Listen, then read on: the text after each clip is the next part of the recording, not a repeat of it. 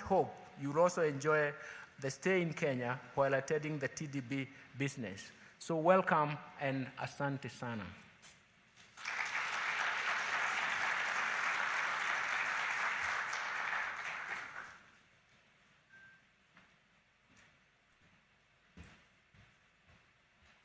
Thank you, Honorable Minister, for your remarks.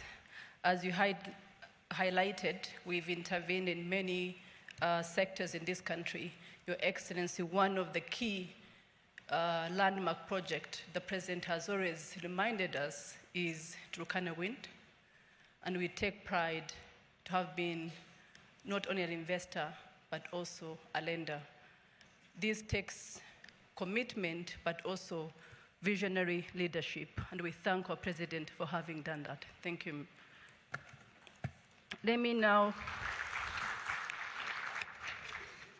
May I now ask for your attention to listen to our TDB Group Board of Governors Chairperson, Dr. Honorable Renganadine Padayachi, Minister of Finance, Economic Planning and Development of the Republic of Mauritius. Thank you.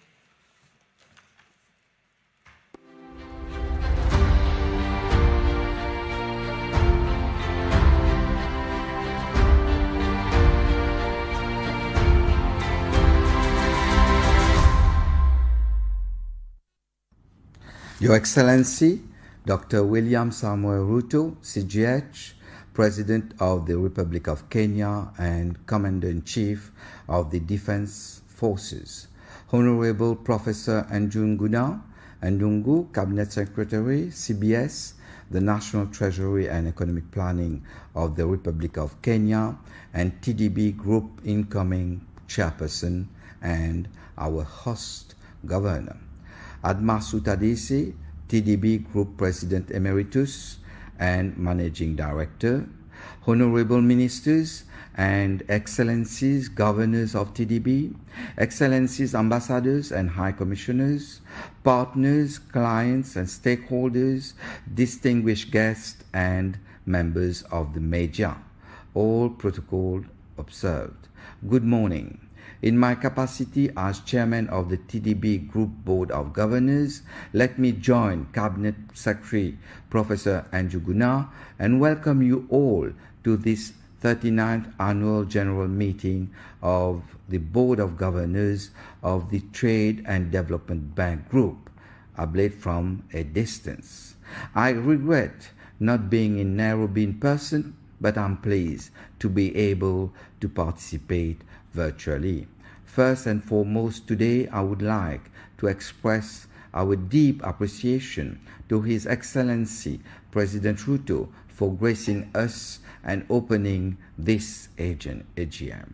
His Excellency President Ruto has been a strong champion of regional economic integration. Ladies and gentlemen, this past year, TDB was honored with several prestigious awards from highly regarded entities such as the African Banker Awards, Global Finance, and Global Trade Review.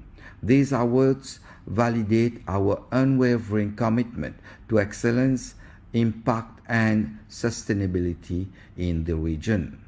I'm proud to tell you that our group has supported well over 1 million jobs, over half of which are held by women.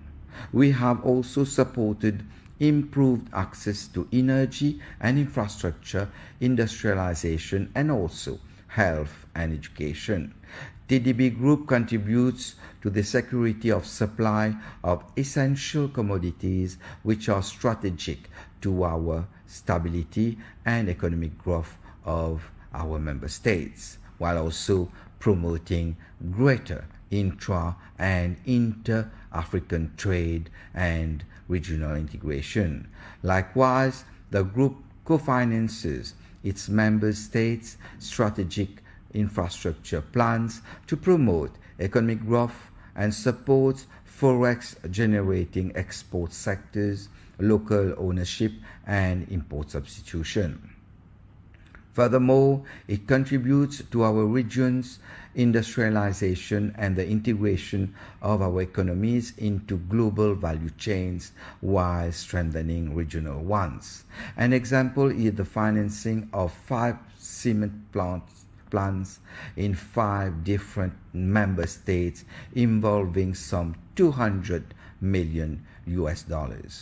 In addition, it works on reinforcing the continent's financial industry by working with local financial institutions through which it supports SMEs. Your Excellency, Mr. President, fellow governors, ladies and gentlemen, over and above its impact and service, it is uplifting to note that TDB has recorded strong performance in the various areas of portfolio and asset growth, as well as profitability and credit quality, standing tall among its peers. As testament to its stability and reliability, TDB Group has maintained strong credit ratings. Moody's affirmed it as investment-grade Baa3 ratings with a stable outlook. Additionally, GCR upgraded the investment-grade ratings to BBB+ with a stable outlook, highlighting the strength and positive trajectory of TDB Group's performance.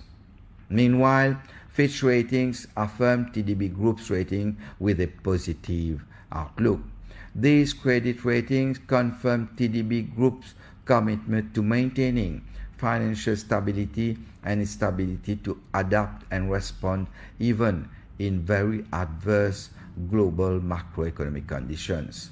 As the Finance Minister of Mauritius and the TDB Governor for my country, I'm proud that several of our subsidiaries are domiciled in Mauritius, including its youngest, the TDB Captive Insurance Company, in addition to Eastern and Southern African Trade Advisors Limited, the fund manager of our successful Eastern and Southern African Trade Fund. I'm also very keen to discuss the theme of this year's AGM. The topic of this year, agility and adaptability for sustainable growth and impact, was indeed chosen wisely and perfectly in line with the agenda of the government of Mauritius. While Mauritius has successfully rebounded from the COVID-19 crisis with a GDP growth of 8.8% in 2022, and an estimated growth of 8% for the fiscal year 2023-2024, our aim is now to accelerate the pace of our green transition. To achieve 60% of our energy mix from renewable energy, I have announced in the last budget speeches major reforms, incentives, and measures. I have no doubt that the discussion held in the context of the 39th AGM of the TDB Group will give further insights on these key topics for Mauritius and many other African countries. As Tony Elumelu rightly said, the transformation of Africa is not one man's job. It's a job for all of us. This is precisely what, through TDB Group and all together, we are working together. Ladies and gentlemen, as I close, I would like to express our high appreciation and gratitude for the outstanding work accomplished by our highly skilled TDB Group management team under the leadership of Admasu Tadesse, Group Managing Director. I also wish to similarly extend our appreciation to the Group Board of Directors, and in particular to the chairperson and the chairs of the various board committees for their steadfast stewardship and guidance. These are undeniably complex and challenging times for both the financial sector and several of our member states. Navigating through these circumstances requires active and prudent management and wise governance. It is with great honor and privilege that I have served as your steward over the last year, and I'm confident that under the leadership of Honorable Professor Ndungu, TDB Group will continue to thrive. I look forward to passing on the baton. On this note, let me once again express my gratitude to His Excellency President Ruto and to our esteemed host minister for the warm welcome extended to the TDB Group family. I thank you for your attention.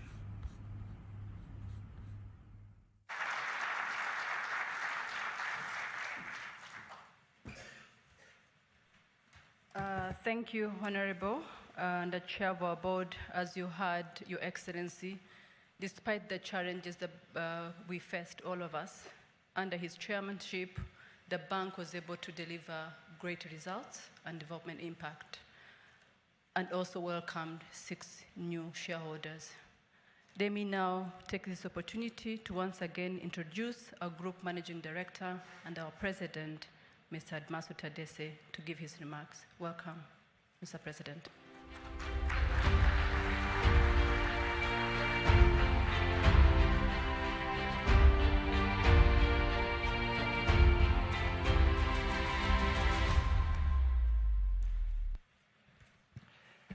Good morning, everybody.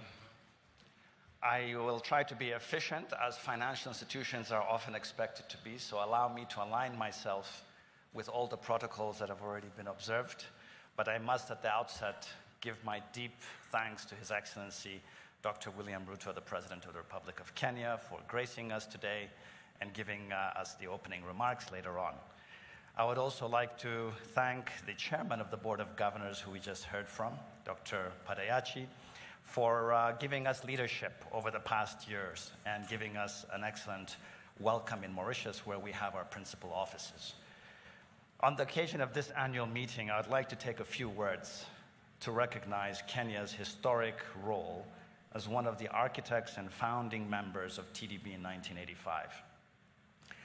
All institutions go through history, have turbulent times. We had our own share. And the Republic of Kenya was one of the visionary member states which nurtured and protected TDB in its beginnings as we were finding our feet to grow and transform into the award-winning autonomous financial institution that we are today.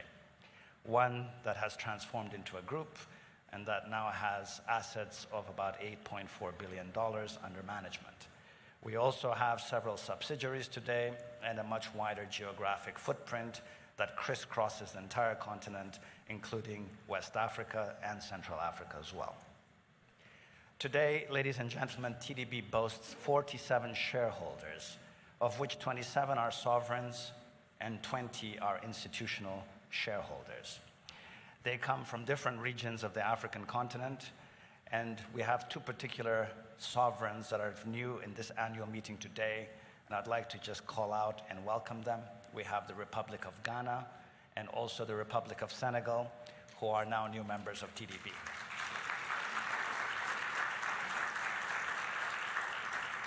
And for those of you who wondered why we love these 2 countries so much, yes, we do love them, but they also happen to be the respective homes of the African Continental Free Trade Area Secretariat, which is based in Accra, Ghana.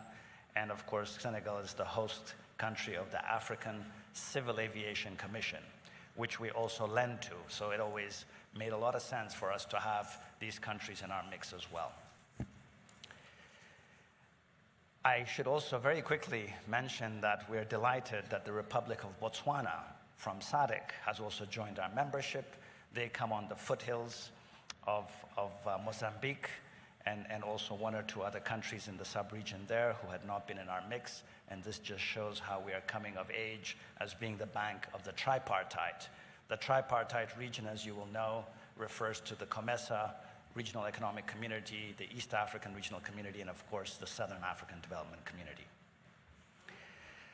This group of institutional investors that I referred to earlier on, today, together collectively account for almost $300 million of institutional capital invested in TDB since we innovated our capital structure. This is a symbol that African capital exists and is willing to invest in its own development in Africa. Very recently, we had the occasion of launching a brand new instrument for equity investment in the bank, a novel instrument called Class C shares. It's actually also dubbed Green Plus shares. We launched it at Sharm el-Sheikh at the previous COP 27, and we are very grateful that the African Development Bank took the lead to subscribe to the initial offering, and now we have a whole host of other institutional investors looking to come into that particular form of investment in TDB Group. So this is us walking the talk of being committed to climate action.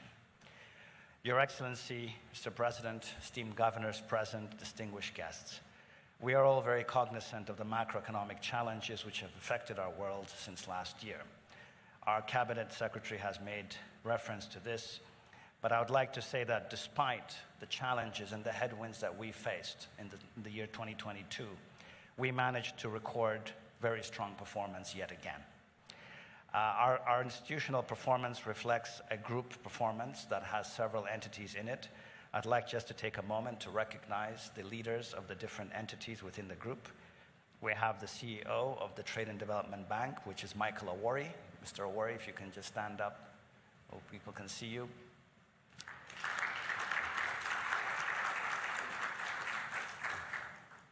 And in case you thought it was an all-male show, it's not. We have the lady who runs the Trade and Development Fund, Madame Gloria Mamba. Gloria Mamba. And then we have Mr. Daniel Lamchun, who runs our Trade Finance Fund out of Mauritius. He's not here today, but we are happy to acknowledge him as well.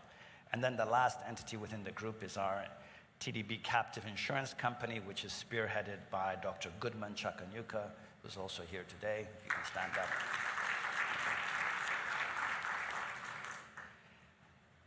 In 2022, we worked counter-cyclically, as many of you would expect us to step up our financing to drive greater impact where feasible.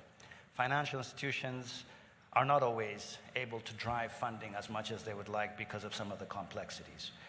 But our long-term project and infrastructure finance operations managed to register 17% year-on-year growth in our approvals for transactions in several economic sectors, including the renewable energy sector.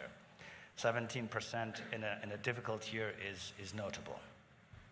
We're also pleased that through our trade finance window, we focused on tackling the disrupted supply chains and the disrupted trade flows that we all grappled with in the context of all the discontinuities worldwide. And we managed to boost our growth by 13% year-on-year in the trade finance space. Across our operations, we have delivered fit-for-purpose financing to a mix of clients. We serve not just governments, but also corporates and SMEs, as well as other banks within our member states.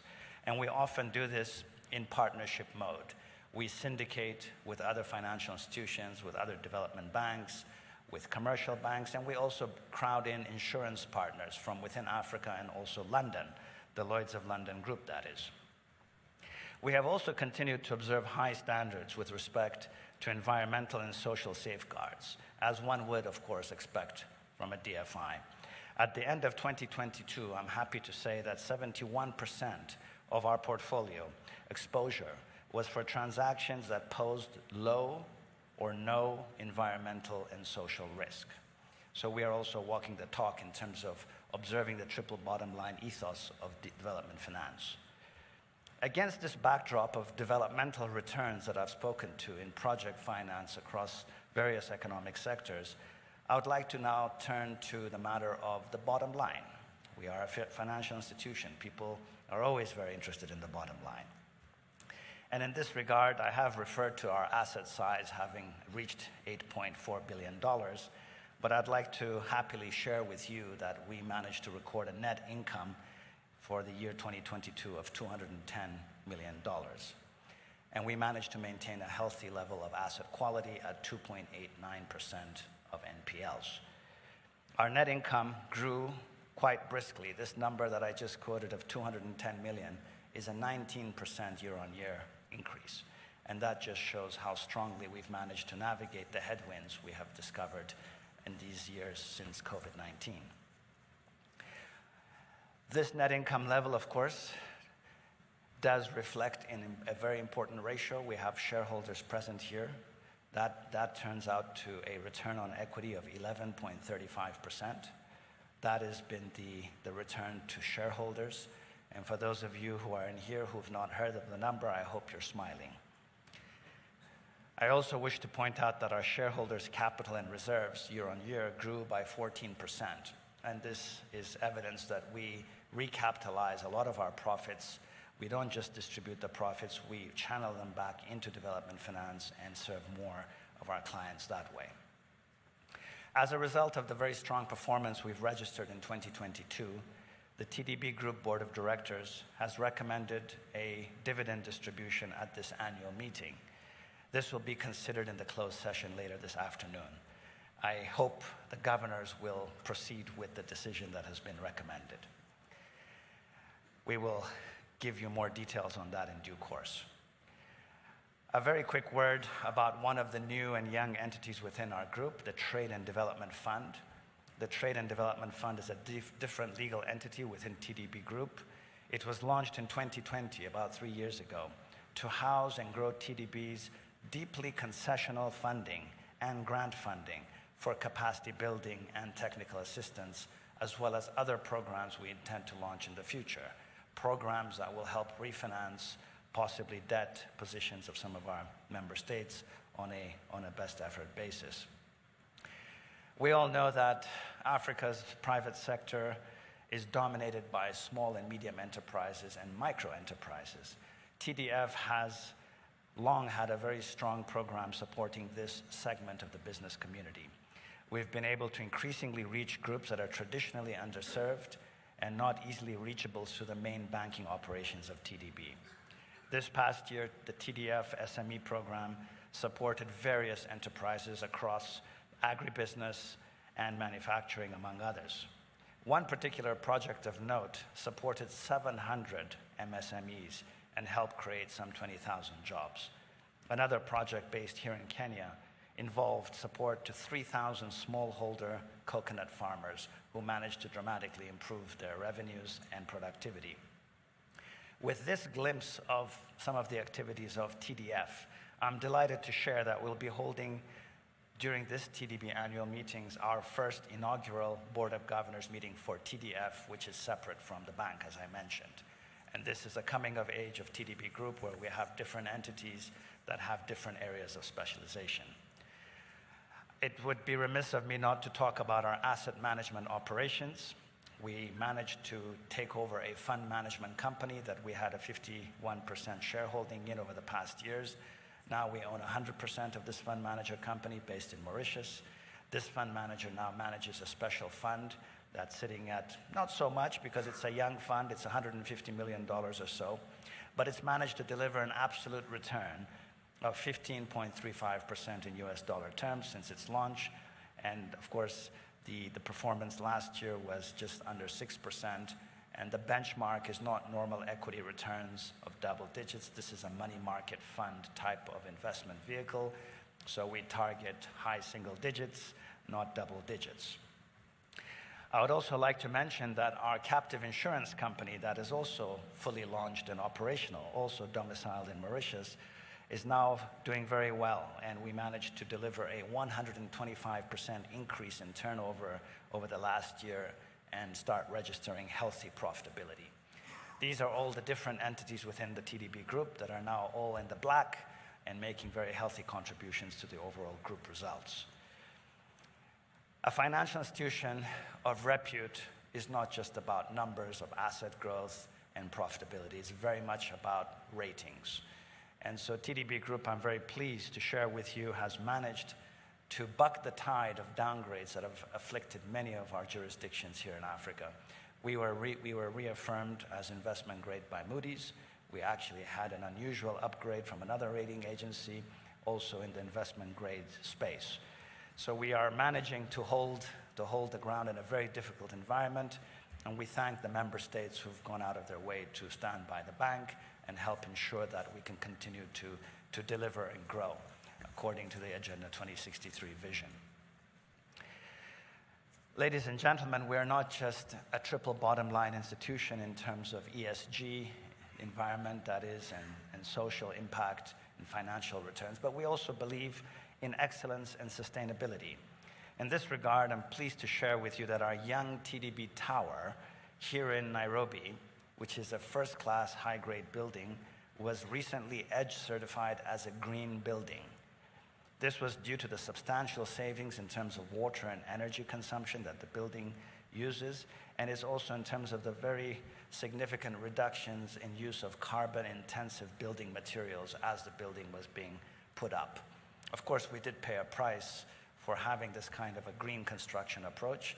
We were delayed by about 1.5 years for the conclusion of the building, but the result is a beautiful green building and a first-class product that will now very nicely populate the skyline of Nairobi.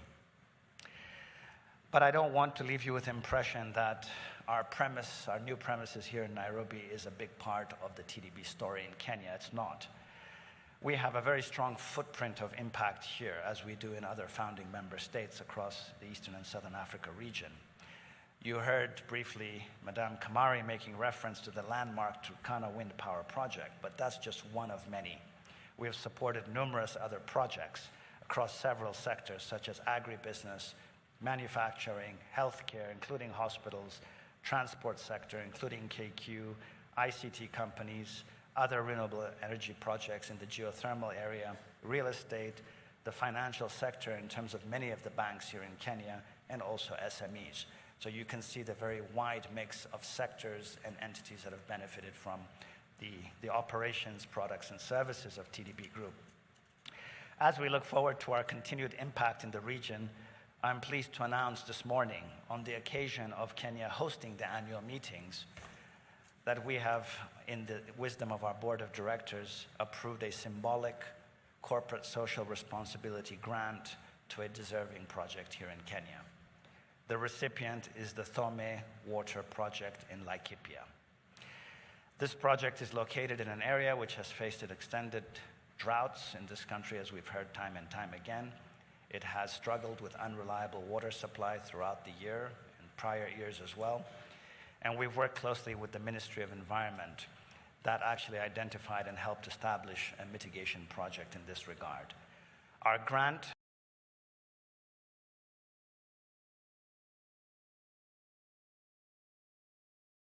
is $100,000, which will contribute towards the purchasing of dam liners to help conserve water and to help support tree seedlings being planted to strengthen the ecosystem of that area.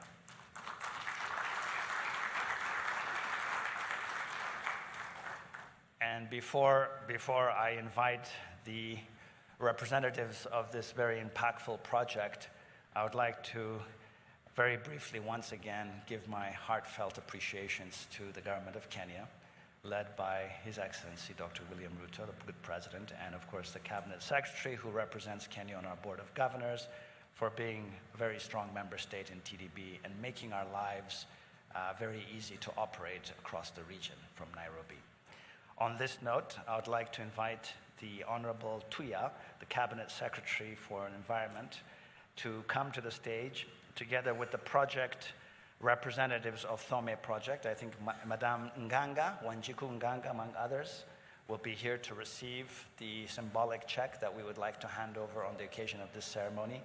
So if the representatives of the project are here, we would like you to come forward, please, and do the honors with the good minister. And we would like to also invite two of the chairpersons of the TDB entities. We have Madame Dlamini, who's the chairperson of the TDB Group Board of Directors. Madame Dlamini, Alice, if you're here, and Professor Sasa, who's the chairman of the Trade and Development Fund.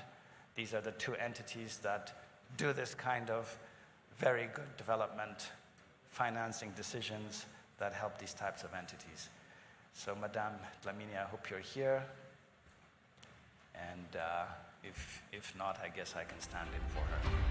So if you can please bring forward the check so that we can honor the grantee and put some smiles and let the good President of the Republic know we care about the small folks as well.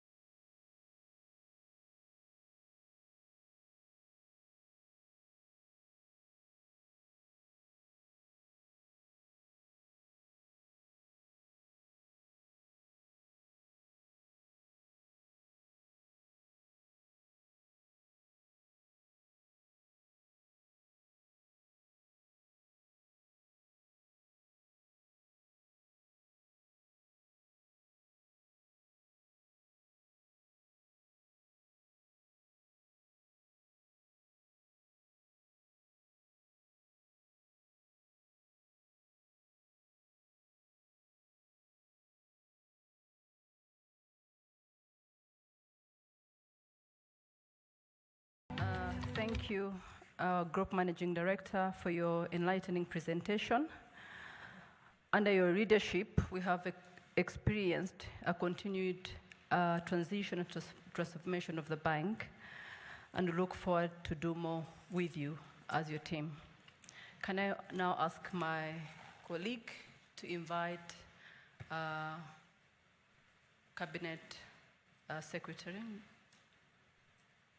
Njuguna Ndungu to welcome His Excellency. Thank you.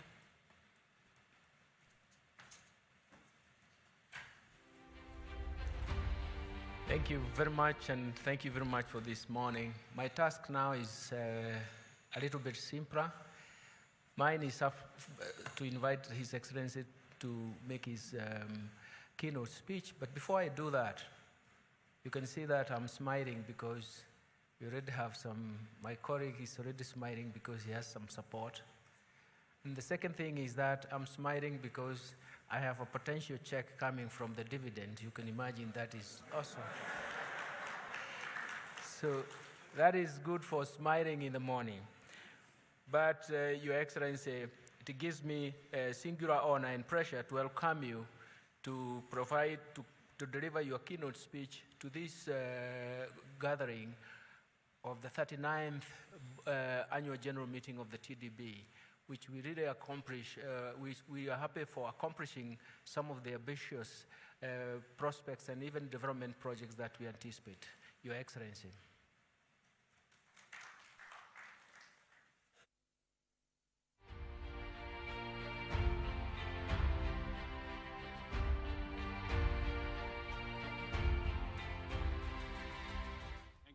Minister, please let's take our seats.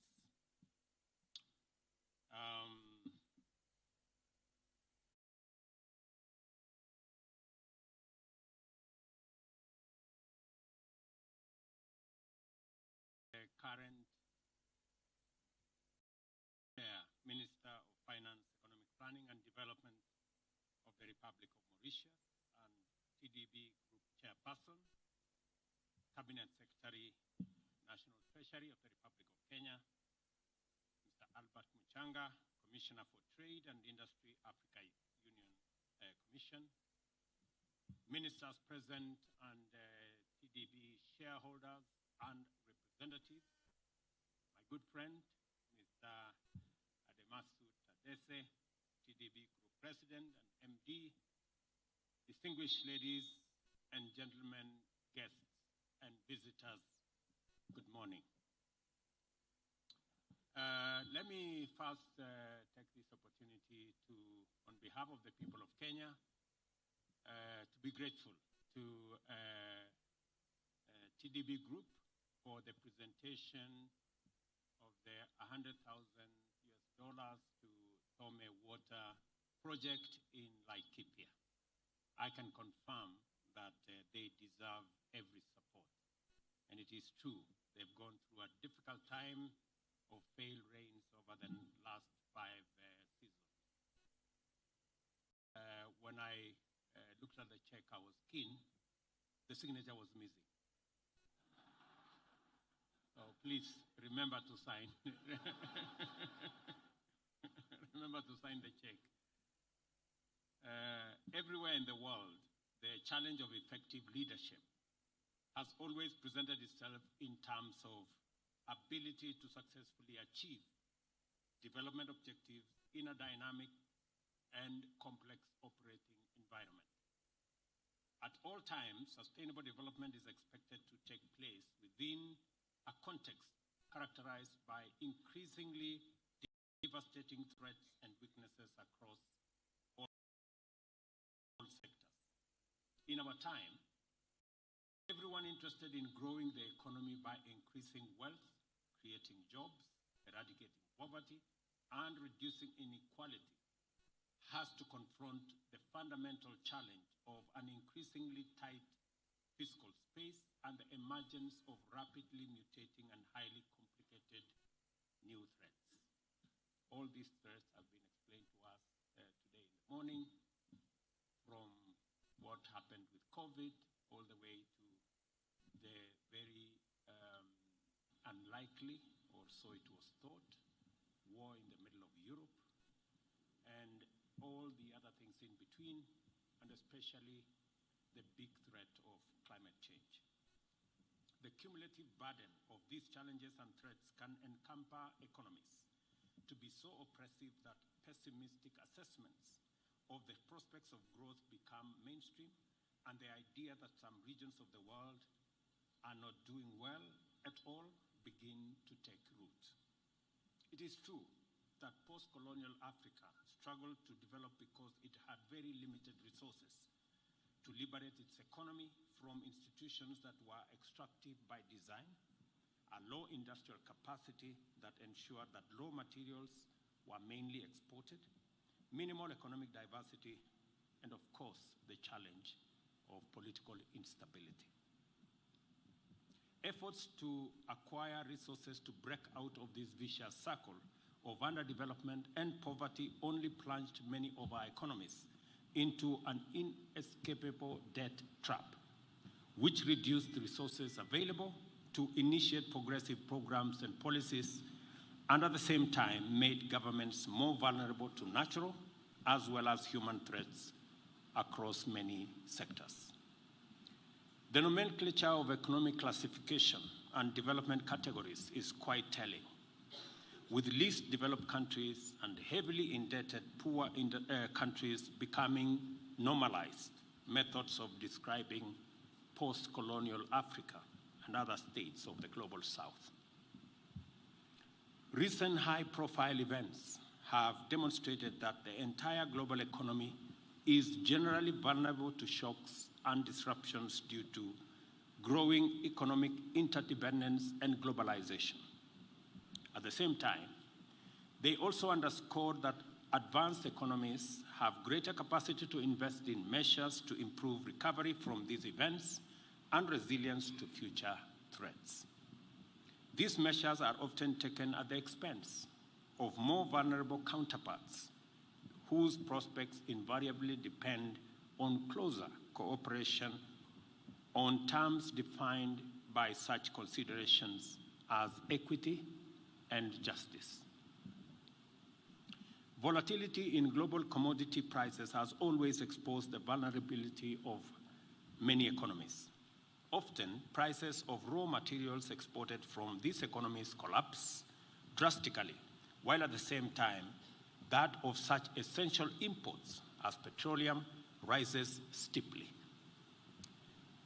Every episode of such crisis sinks our economies deeper into difficulty, weakening currencies, raising interest rates, and increasing inflation. The most fundamental legacy of COVID-19 now stands as the manner in which it exposed global inequality and injustice. As movement was severely curtailed by the closure of borders and grounding of aviation services, global supply chains were constricted and disrupted, leading to unprecedented distortion of market dynamics everywhere. Many developed industrial nations immediately redirected investments towards the development of essential supplies, including vaccines and protectives, which were stockpiled, exposing importing countries to a near catastrophe. The post-pandemic situation has been difficult, to say the least. We are still on a recovery path, rebuilding after the devastation of tourism, transport, and export sectors. Inevitably, we have taken a massive hit in terms of worsened fiscal imbalance and deeper debt, which has been worsened by the emergence of a high interest rate environment. The geopolitical tension that exploded into open conflict in Ukraine have also intensified this very difficult situation. But that is not the end of the matter for Africa. Our plate is stacked much higher with urgent and serious problems. Our continent is experiencing extreme weather events of unprecedented variety, frequency, and magnitude. Flooding, wildfires, landslides, droughts, cyclones, and other disasters have inflicted a dire toll on communities across our continent. The Sahel, West Africa, Central Africa, the Horn of Africa, East and Southern Africa have all been affected by these serious calamities. Human life, damage to property, and the destruction of infrastructure have not only worsened suffering for vulnerable people, but also dampened economic prospects. It has become inescapably clear that adverse climatic events are actively threatening our hard-won development gains, including advances in providing public services like health, education, security, and investment in national infrastructure like transport and communication networks. Reflection on these matters have also defined a critical weakness in the prevailing thinking in development and climate action, which treats the two imperatives as separate, unrelated undertakings. In the course of engaging the international community on these twin imperatives, African countries have found common ground in their unique shared perspectives as climate action frontline territories located at the intersection between environmental disasters, economic crisis, and development constraints. We recognize at once that the adverse impacts of climate change pose real and serious threats to all our achievements as well as prospects with regard to development, and that at the same time, financial capacity and therefore economic development is urgently needed to provide necessary resources to invest in effective climate action. Increasingly, we are having to make the difficult choice between economic growth and climate action, when, as a matter of fact, both courses of action must be pursued simultaneously because they are complementary. One will not happen without the other.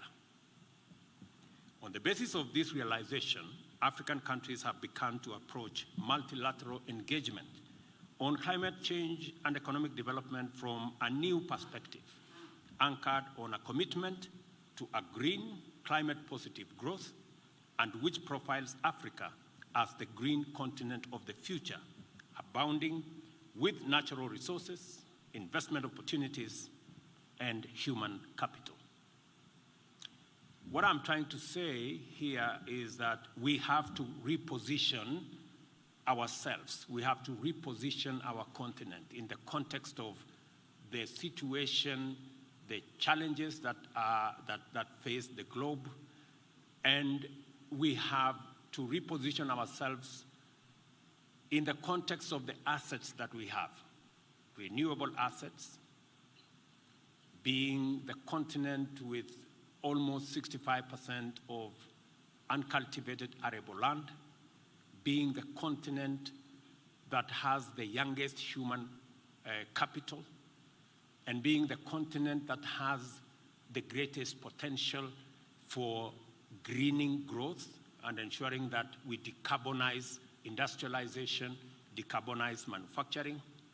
And we have to reposition ourselves, represent Africa in a different way, away from the continent that was always profiled with all the negative adjectives. Climate change has brought some measure of equality, let me say. In the context of climate change, there is no developing or developed country. We are all in the same place. And being there in the same place positions us as a continent to take advantage of the assets that we have, the renewable assets that we have, the human capital that we have. In any case, by 2050, a quarter of the world's population will be living in our continent. And because of the Africa Continental Free Trade Area, we have managed to assemble 1.4 billion people into one single market. And the place of DTB as a financial institution in that context cannot be taken for granted. It is my belief that TDB will be today $8.5 billion asset bank, but in the next 10 years, maybe 20 billion asset bank. That way, we can leverage on the increasing footprint of TDB alongside all the other institutions that we are developing in our continent. And that is why last week, during the AU media meeting, we proposed that TDB, Afrexim Bank, AFC, ATI be now elevated from being partners of the AU to being special agencies of the Africa Union, so that we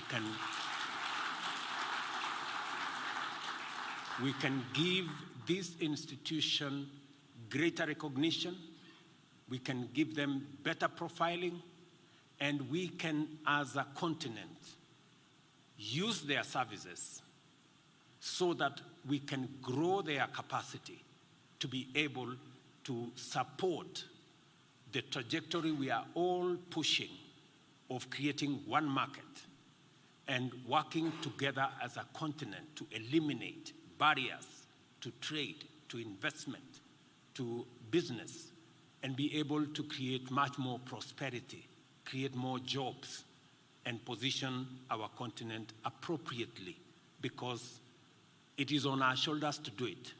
Nobody will do it for us. We must proactively, deliberately, we must be intentional about positioning ourselves in that space, because that's the only way we can get ahead of the situation that we are all in. The first implication of this paradigm, naturally, has been the now widely accepted view that the present architecture of the international economic development framework is deficient and inadequate for the challenges of our time. The Bretton Woods institution system of multilateral financial institution was explicitly designed for another purpose, at another place, and at another time, and is now fundamentally inadequate, unjust, and sometimes unfit for the demands of our complex, dynamic, and interdependent world. We must work with them in the context of how do we reform, how do we work with the international financial architecture to recreate it so that it becomes much more responsive in terms of scale of resources available, cost of resources available, and efficiency in how much time those resources are made available. I think there is a healthy, robust debate, and I expect African financial institutions like TDB to be front and center in that conversation so that they can give our perspective from our continent in that debate, so that we are not negatively profiled all the time as a risky destination for investment or for development financing. And please, DDB, don't join the people who profile us as a risky place. You should be the ones to say Africa is the best place to invest, and that we are not risky at all. In fact, this is a continent that has the highest return on investment, and everybody should be heading in this direction, because in any case, we are the continent of the future.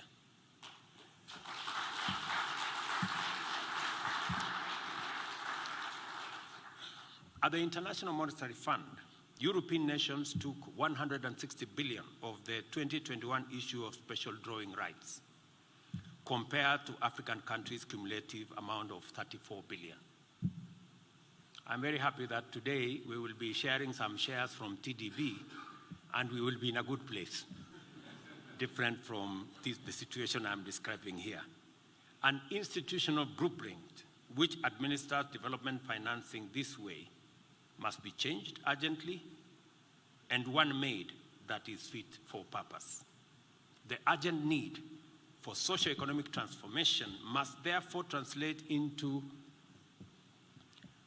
an even more urgent need to redesign the international financial institutions and also design and implement a wholly new global green bank to mobilize resources globally and administer them in a truly inclusive, representative, democratic, and equitable manner. Is that all we need to meet the fierce urgency of now? Hardly. The Pan-African aspiration for socio-economic transformation based on Agenda 2063 looks at African solutions as the primary intervention in confronting African problems. At the forefront of this agenda is regional and continental integration aimed at unlocking Africa's potential on a scale that will make our continent the epicenter of a new industrial age. The Africa Continental Free Trade Area is both a continental and a global game changer. Its scale is unprecedented. The upshot is that it has already inaugurated a market with a population of 1.4 billion people, of the world's youngest people. The critical imperative in integration is the elimination of barriers and borders and the intensification of connectivity through road, rail, port, and fiber optic networks. Investment opportunities are clear and compelling and also abundant in our continent. At this moment, Africa needs a development financing institution framework that can handle this unprecedented opportunity effectively and deliver transformation in terms of integration through connectivity, economic development, and climate resilience. This is why I am proud to be here today to celebrate with the Trade and Development Bank. TDB has demonstrated to us that it has been studying the African development landscape and evolving to meet its challenges. As a result, it has been growing and evolving steadily. The journey from the PTA Bank to TDB Bank has not been one of mere rebranding or superficial change. Our region signaled its irrevocable commitment to expand and accelerate economic integration when the preferential trade area transformed into COMESA for East and Central Africa, and its financial arm, the PTA Bank, followed. Only a decade ago, TDB had an asset base of US $1 billion. It has since experienced a tenfold, almost, expansion of its asset base and is active across global financial markets, including New York, London, UAE, China, India, and Japan. The bank also has a commanding footprint across the continent with presence in Mauritius, Zimbabwe, Ethiopia, the Democratic Republic of Congo, as well as its headquarters in Burundi. Most encouragingly, it is gaining visibility as a strong investor in strategic development projects. You've heard about the Lake Turkana wind power, and an effective partner in economic transformation. In fact, we in Kenya have witnessed the bank's capacity, dynamism, and expertise from close quarters. As a nation undertaking an ambitious trade agenda under the bottom-up economic transformation agenda, as well as a continental and global leader in green and renewable energy, it has been encouraging to have the TDB as a partner in mobilizing financing for various initiatives and projects. For instance, the bank collaborated with other partners, including commercial banks, to successfully arrange and disburse more than $500 million of trade financing to various entities and long-term capital for SMEs. The bank has also been an active supporter of many local enterprises in cross-border investment, thereby promoting the integration agenda both in word and also in deed. As a founding member and one of 46 sovereign and institutional shareholders of the bank, we are proud of TDB's growth and transformation. As an African success story, TDB not only anchors our aspiration for regional and Pan-African integration, it repositions Africa as the emerging site of global transformation and complements our agenda of redefining our continent as the home of abundant opportunity and potential.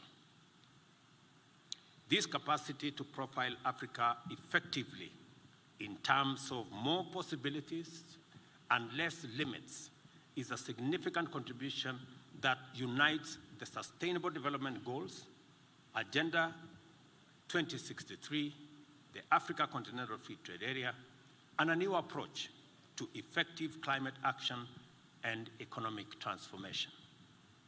On this 39th annual meeting of the Trade and Development Bank, I see promise and I also see opportunity. I take this opportunity to appreciate the leadership of my good friend, Mr. Admathu Tadesse. He was among the first people when I was sworn into office to come and offer me some advice, which I take very seriously.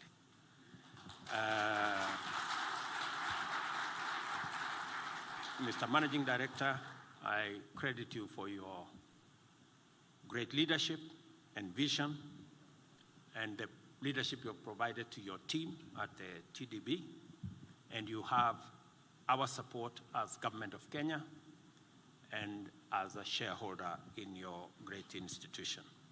Congratulations to the entire group for your excellent achievements as were listed by the CEO. I wish you all good luck and great success as you continue to work the work of shining a light on Africa as the continent of the future. You have all our support, and I am also, like Professor Ndungu, looking forward to the dividends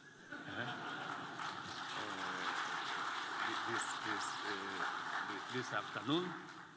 And to all the good people who have come from different parts, and even the people who are joining from Ghana and from Senegal, we welcome you to this institution, and we look forward to working with you and making sure that we build a financial institution that will support the development of our continent, the progress of our countries, and to support what we must do to create opportunities, create jobs, create enterprise, and make sure that we deal with the challenges of underdevelopment and deal also with the challenges of poverty and create wealth for our nations. You have all our support, you have all our encouragement, and whatever it is that we can do at the policy level, please let us know so that we can support these institutions